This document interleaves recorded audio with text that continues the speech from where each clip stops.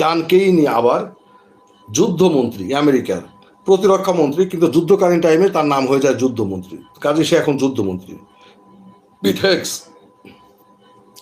উনার সাথে একটা যৌথ সাংবাদিক সম্মেলনে এসেছিলেন। উনারা মার্কিন কংগ্রেসে $200 বিলিয়ন চেয়েছেন এই বিষয়টা নিয়ে সাংবাদিক সম্মেলন। এই যুদ্ধকালীন সময়ে যুদ্ধের কারণে, যুদ্ধের জন্য $200 বিলিয়ন তাদের প্রয়োজন। সঙ্গত কারণে সাংবাদিকরা জিজ্ঞেস করেছে এত কেন? আপনাদের এই 18-19 দিনের যুদ্ধে সবেমাত্র ব্যয় হয়েছে $15-16 বিলিয়ন, তো আপনারা $200 বিলিয়ন দিয়ে কি করবেন? এত টাকা কেন? ওনাদের এই পিট হেগস একটা মন্ত্রী, একটা দেশের মন্ত্রী, তাও আর তারা দাবি করে তারা সভ্য দেশের মন্ত্রী। তিনি বলেছেন পৃথিবী থেকে খারাপ মানুষগুলোকে বিদায় করতে বা খারাপ মানুষগুলোকে সরিয়ে দিতে বা খারাপ মানুষগুলোকে হত্যা করতে এই $200 বিলিয়ন খুব একটা বেশি টাকা নয়।